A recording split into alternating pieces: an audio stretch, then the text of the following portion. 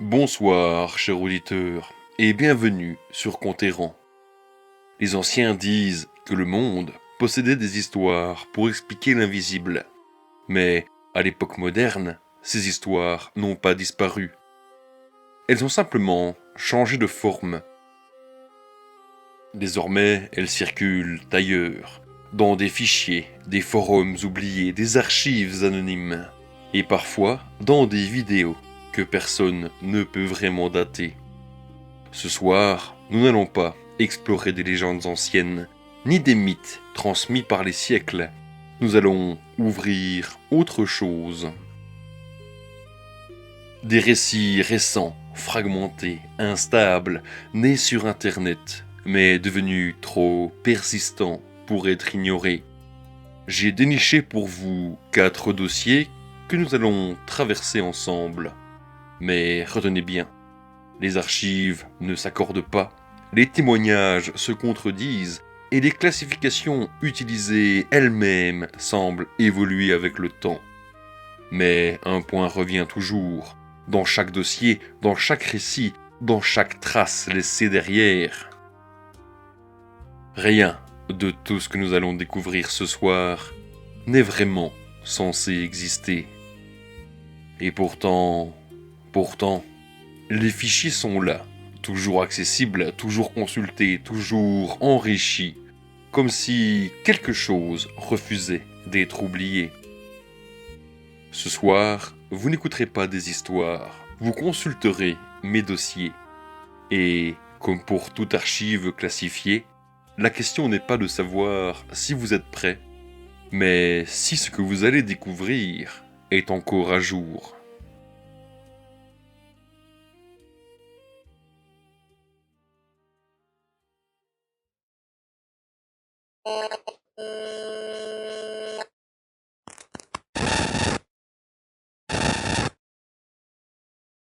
Les documents que vous vous apprêtez à consulter proviennent de sources fragmentées. Certaines sont publiques, d'autres ont été modifiées, et une grande partie reste classifiée ou volontairement incomplète. Car la Fondation SCP n'est pas une organisation comme les autres. Elle n'existe dans aucun registre officiel. Aucun gouvernement ne la reconnaît. Et pourtant, ces rapports apparaissent partout, dans les zones les plus sensibles du monde.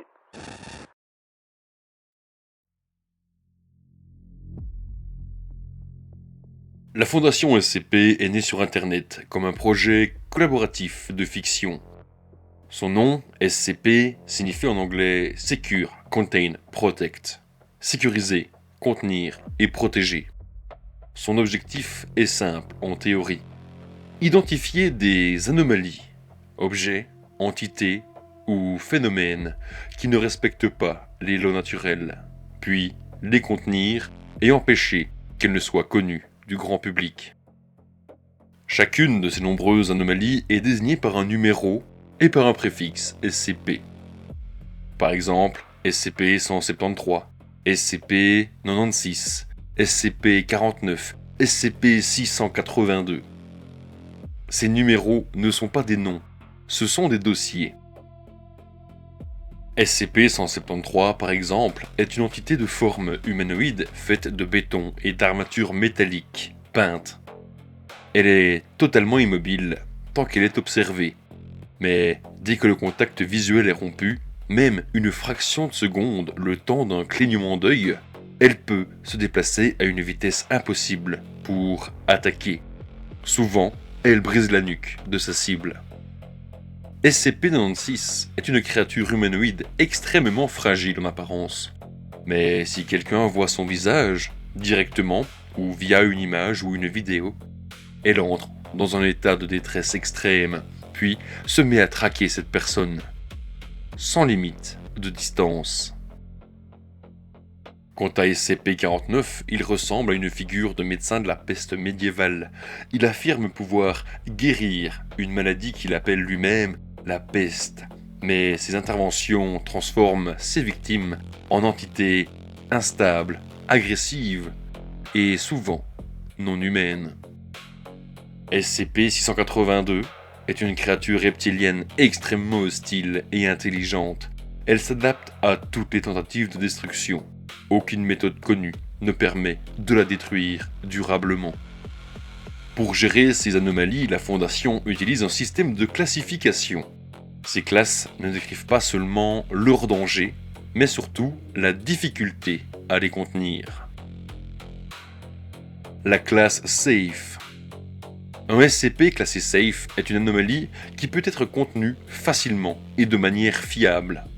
Cela ne signifie pas qu'elle est inoffensive, mais simplement qu'elle ne présente pas de risque de confinement incontrôlé. Un petit exemple est SCP-999, qui est souvent classé comme safe. C'est une entité inoffensive, connue pour provoquer des sensations de bien-être intenses chez les personnes qu'elle approche.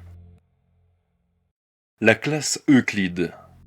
Un SCP classé Euclide est imprévisible. Son comportement n'est pas entièrement compris ou il peut varier dans le temps. Le confinement est possible, mais jamais totalement garanti. Par exemple, SCP-96 est classé Euclide, car même si ses réactions sont connues, il reste impossible de contrôler tous les facteurs qui déclenchent son comportement. La classe Keter. Un SCP classé Keter est extrêmement difficile, voire impossible, à contenir de manière fiable. Ce ne sont pas forcément les plus puissants, mais ceux dont le confinement est instable, constamment menacé ou simplement impossible vis-à-vis de la nature du SCP. Par exemple, le SCP-682 est classé Keter. Il survit et s'adapte à toute tentative de destruction.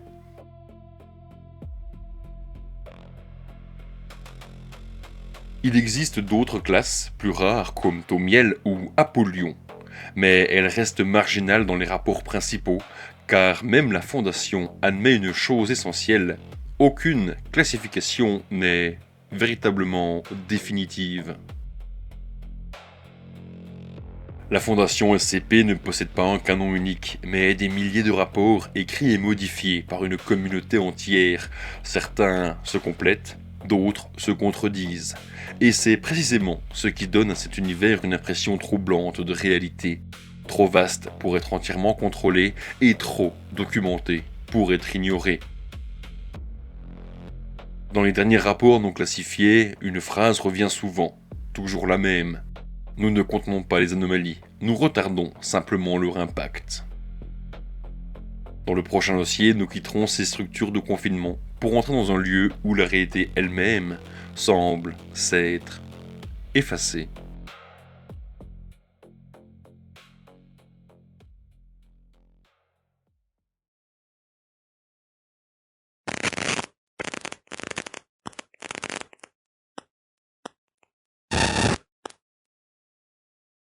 Après les archives de la Fondation SCP, les documents deviennent plus instables, moins structurés, moins cohérents, comme si le simple fait de les consulter altérait leur contenu.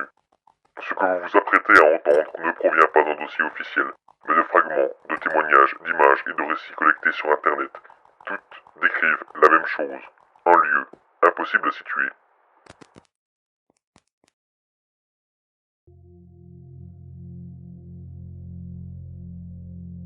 Les backrooms ne viennent pas d'une organisation, ni d'un laboratoire. Elles apparaissent pour la première fois en 2019, à partir d'une simple image publiée en ligne. Une photo étrange, un espace vide, des murs jaunes, délavés, une moquette humide et des néons qui semblent bourdonner sans fin. Rien de plus, mais cette image devient rapidement autre chose. Une idée collective. Dans les récits qui suivent, une explication revient souvent. Les backrooms seraient accessibles par un phénomène appelé noclip, un terme issu des jeux vidéo. Il désigne le fait de traverser un mur ou une limite de réalité, comme si les collisions n'existaient plus. Selon cette idée, certaines personnes glisseraient alors hors de la réalité et tomberaient ici, dans les backrooms. Le premier niveau, souvent appelé niveau 0, est le plus connu. C'est celui de l'image originale. Un espace liminal, infini, de bureaux vides, des murs jaunes, une lumière fluorescente constante, un bourdonnement électrique permanent et aucune sortie visible, mais surtout une sensation d'être observé, sans présence, identifiable. Ce niveau, en fonction des versions, comporte plusieurs sorties et plusieurs entrées. Les récits parlent ensuite de niveaux plus profonds, mais il existe plusieurs classifications. Chaque témoignage semble décrire une version différente, cependant certains éléments reviennent régulièrement. Des espaces industriels abandonnés, des couloirs interminables, des zones humides et sombres, des environnements totalement déstructurés, des espaces où la chaleur est extrême, des caves profondes, des mondes dans l'eau. Chaque niveau semble obéir à ses propres règles ou à leur absence totale. Dans certaines versions, les backrooms ne sont pas vides. On y trouve des entités, mais leur nature varie énormément selon les récits. On parle parfois de silhouettes humanoïdes errant dans les couloirs, de formes indistinctes visibles uniquement en périphérie, de larges sourires inquiétants dans l'ombre, des présences qui semblent réagir au bruit et au mouvement. Ces entités ne sont jamais clairement définies et c'est précisément ce qui les rend inquiétantes. Contrairement à la fondation SCP, il n'existe aucune organisation pour classifier ce lieu, aucune procédure officielle, aucun protocole de confinement, seulement des fragments de récits et une certitude commune. Une fois entré, il n'y a aucune garantie de sortie. Les backrooms ne sont pas un récit unique, mais une construction collective, un espace mental partagé, un lieu qui évolue à mesure qu'il est raconté. Et c'est peut-être ça qui le rend si persistant dans l'imaginaire d'Internet. Les backrooms ressemblent à un endroit que personne n'a vu, mais que tout le monde reconnaît instinctivement. Dans les derniers témoignages non vérifiés, une phrase revient souvent, et c'est toujours la même. Si vous entendez quelque chose dans les backrooms, cela vous a probablement aussi entendu.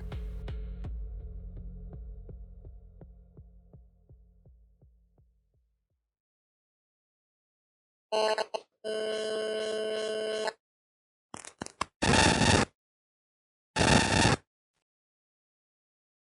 enregistrements suivants proviennent de sources visuelles non vérifiées, caméras de surveillance, témoignages audio, images isolées captées dans les zones forestières. Aucune de ces sources n'a pu être authentifiée de manière définitive, mais elles décrivent toutes la même présence.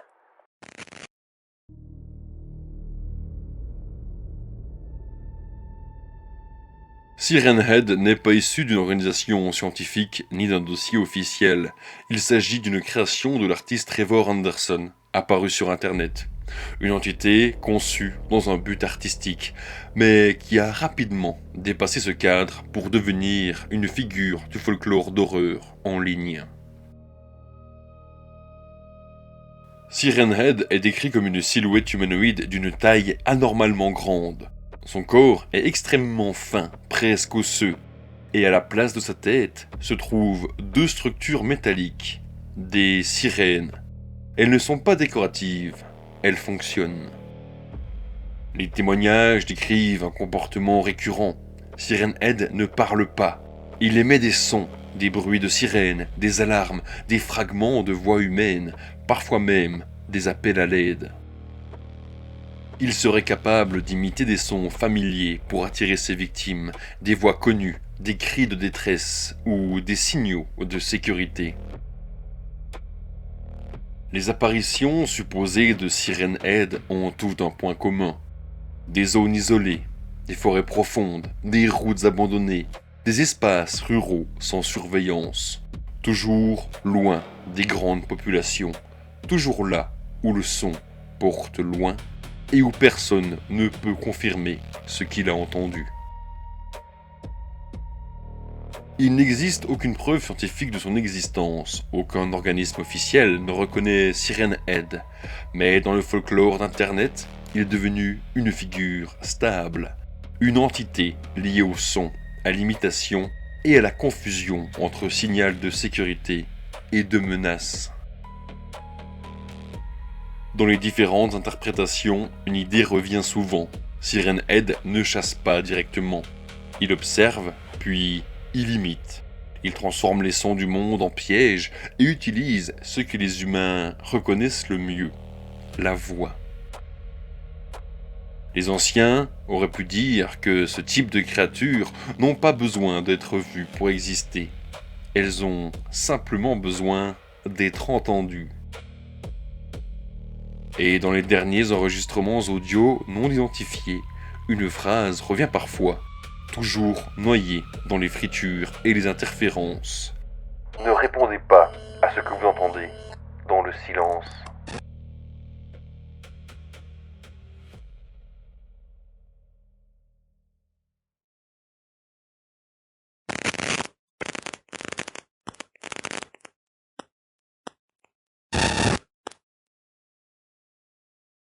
Les documents suivants sont les plus fragmentés de l'ensemble. Ils proviennent de forums, de récits anonymes et de descriptions isolées, voire obsolètes. Aucun nom d'organisation, aucune classification officielle, aucune origine confirmée, seulement un terme qui revient. Fleshgate.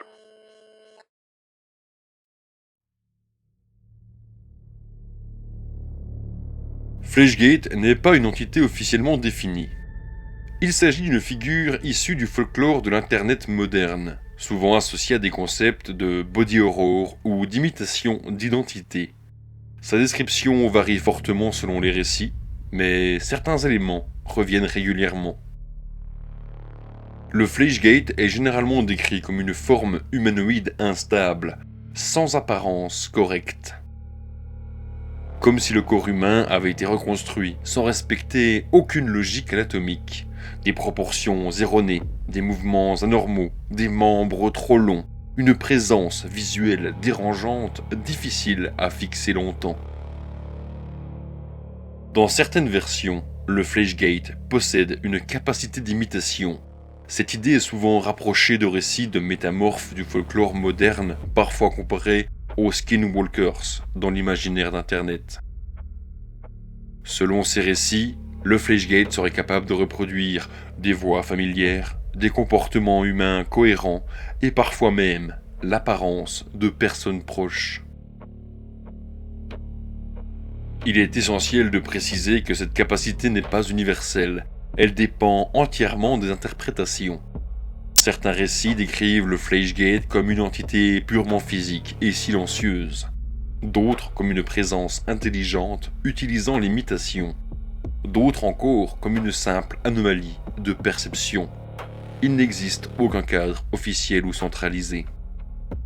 Le Fleshgate appartient à une catégorie très moderne de l'horreur en ligne, les entités de confusion identitaire, où la peur ne vient pas du monstre, mais du doute, voire de potentiels pouvoirs mémétiques.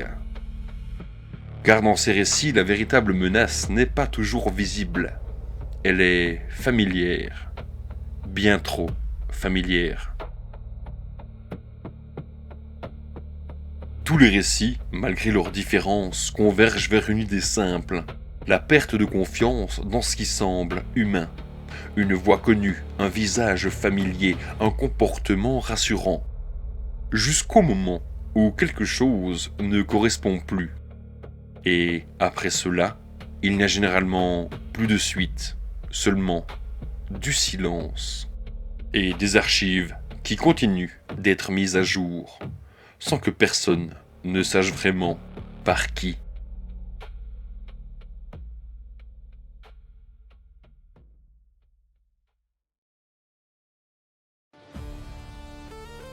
Voilà qui termine cet épisode un peu spécial. Merci à vous de l'avoir écouté jusqu'au bout. S'il vous a plu, n'hésitez pas à laisser un like, à vous abonner à la chaîne et à activer la cloche pour ne pas manquer les prochaines légendes. Vous pouvez aussi partager la vidéo autour de vous, c'est le meilleur moyen de soutenir mon travail. On se retrouve prochainement pour un nouveau voyage au cœur des mythes et des légendes, et d'ici là, je vous dis à bientôt pour de nouveaux contes errants.